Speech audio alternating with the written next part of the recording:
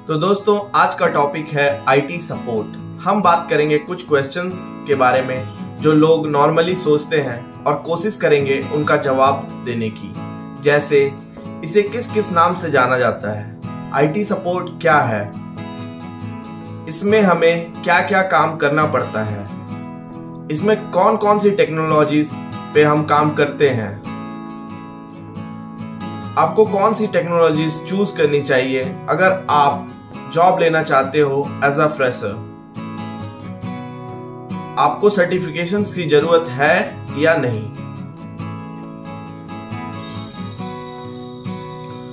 तो हमारा पहला सवाल, इसे किस किस नाम से जाना जाता है। दोस्तों आईटी सपोर्ट को IT support, ITIS, ITIL, service desk, IT help desk, system engineer, desktop support, level 1 technical support etcetera etcetera नामों से जाना जाता है।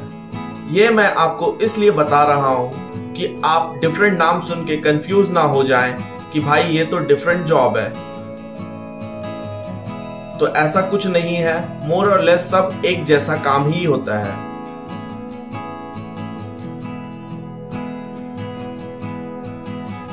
Now the second question, IT support क्या है। दोस्तों आईटी सपोर्ट एक इंडस्ट्री है जो आजकल हर कंपनीज में होना बहुत ही जरूरी है। एंड अगर ये डिपार्टमेंट नहीं होगी तो कोई भी बड़ी से बड़ी कंपनी या छोटी से छोटी कंपनी अपना काम रन नहीं कर पाएगी।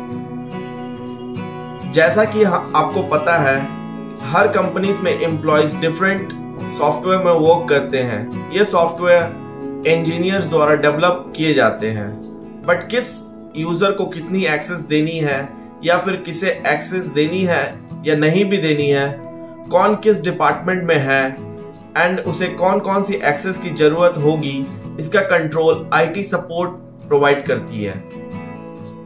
थर्ड क्वेश्चन, इसमें हमें क्या क्या काम करना पड़ता है। तो दोस्तों मैं आपको बता दूं कि इसमें काम क्या करना पड़ता है।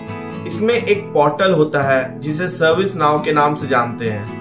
कंपनी के एम्प्लॉयज एंड आईटी सपोर्ट के लोग दोनों के पास सर्विस नाउ का एक्सेस होता है। कंपनीज के एम्प्लॉय को जब भी कोई टेक्निकल इशू आती है, फॉर एग्जांपल वो लॉगिन नहीं कर पाते या उन्हें कोई स्पेशल एक्सेस चाहिए या उन्हें कोई सॉफ्टवेयर इंस्टॉल करवानी है अपने लैपटॉप में, तो वो सर्विस नाउ में एक फॉर्म फिलअप कर देते हैं। इस फॉर्म में वो अपनी details like user name, email address, location और अपनी एग्जैक्ट इशू फिलअप करके सबमिट कर देते हैं। और इसके बाद एक मेल ट्रिगर होती है आईटी सपोर्ट वालों के पास।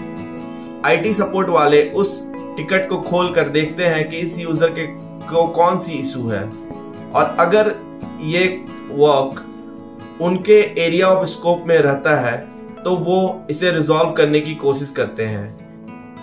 इसके लिए उनके पास डिफरेंट टूल्स के बहुत सारे एक्सेस होते हैं जिससे कि वो ये काम इजीली कर पाते हैं।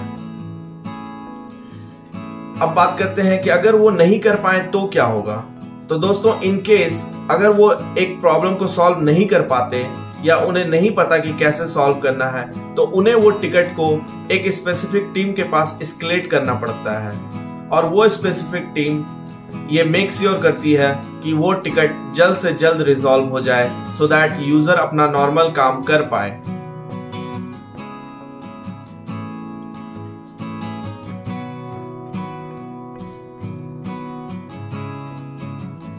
नाउ द क्वेश्चन 4, इसमें कौन कौन सी टेक्नोलॉजीज पे हम काम करते हैं। तो दोस्तों मोस्टली इसमें हमें विंडोज सर्वर पे काम करना पड़ता है। इसके अलावा भी active directory, Linux, Macintosh, mobile apps, MFA that is multi factor authentication, remote desktop support और भी डिफरेंट टूल्स पे हमें एडमिन एक्सेस होती है। आईटी सपोर्ट इन सब टूल्स पे काम करता है। नाउ द फिफ्थ क्वेश्चन, आपको कौन सी टेक्नोलॉजीज चूज करके ये जॉब लेनी चाहिए if you are a fresher.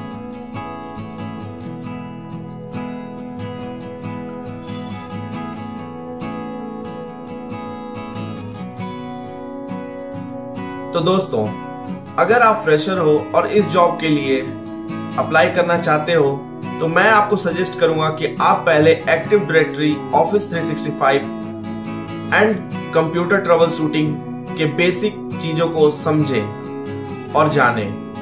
अब मैं आपको बता दूं कि एक्टिव डायरेक्टरी का मतलब आपको पूरा डीप नॉलेज होने की जरूरत नहीं है। एटलीस्ट आपको पता होना चाहिए कि एक्टिव डायरेक्टरी होता क्या है एंड इससे यूजर्स प्रोफाइल कैसे क्रिएट किया जाता है, पासवर्ड कैसे रीसेट किया जाता है, उनको डिफरेंट एडी ग्रुप्स में कैसे ऐड किया जाता है, एडी ग्रुप्स में ऐड करना क्यों जरूरी है, ये सब चीजें आपको समझ में आनी चाहिए। अब बात करते हैं ऑफिस 365 की। ऑफिस 365 में बेसिकली आपको ये पता होना चाहिए कि डिस्ट्रीब्यूशन लिस्ट क्या होता है, डिस्ट्रीब्यूशन लिस्ट कैसे क्रिएट किया जाता है, डिस्ट्रीब्यूशन लिस्ट में यूजर्स को कैसे ऐड किया जाता है। Apart from it there are several things like shared mailbox क्या होता है, शेयर्ड मेल बॉक्स हम क्यों यूज करते हैं, ये सारी चीजें आपको पता होनी चाहिए।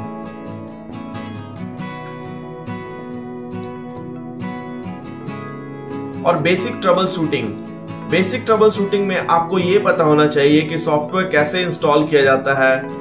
कुछ सॉफ्टवेयर्स में अगर प्रॉब्लम आ रही है या यूजर्स को अपने हिसाब से मॉडिफाई करना है सॉफ्टवेयर को, तो वो कैसे मॉडिफाई कर सकता है। नाउ द 6th क्वेश्चन, आपको सर्टिफिकेशन की जरूरत है या नहीं। तो दोस्तों, अब बात कर लेते हैं सर्टिफिकेशंस की। तो मैं आपको बता दूं कि आईटी सपोर्ट के एंट्री लेवल के लिए आपको किसी भी सर्टिफिकेशन की कोई जरूरत नहीं होती है। हाँ, कुछ एमएनसीज होती हैं जो ITIL की सर्टिफिकेशन मांगती हैं, but most of the companies like around 95% of companies in India कोई भी सर्टिफिकेशन नहीं मांगती हैं। आप इजिली थोड़ी बहुत टेक्निकल नॉलेज गेन करके इजिली एक आईटी सपोर्ट की जॉब ले सकते हो।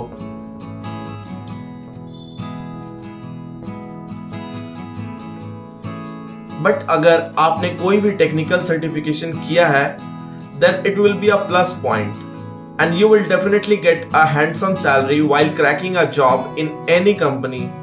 So best of luck guys.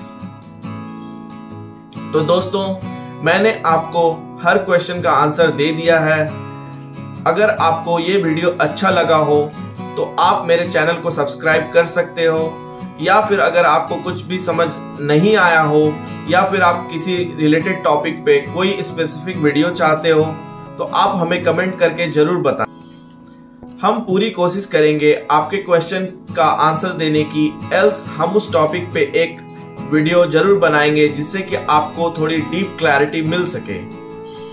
So please let us know if you want us to make video on any related topics like active directory क्या होता है, office 365 क्या होता है, लिनक्स क्या होता है, if you are working on a different industry can you switch to IT support और नॉट। हमारी एक और वीडियो है on advantages, disadvantages and eligibility criteria of IT support job. आप उस वीडियो को जरूर देखें, मैं लिंक डिस्क्रिप्शन में दे दूंगा। तो मिलते हैं दोस्तों फिर किसी वीडियो में नए टॉपिक पर। शुक्रिया, धन्यवाद।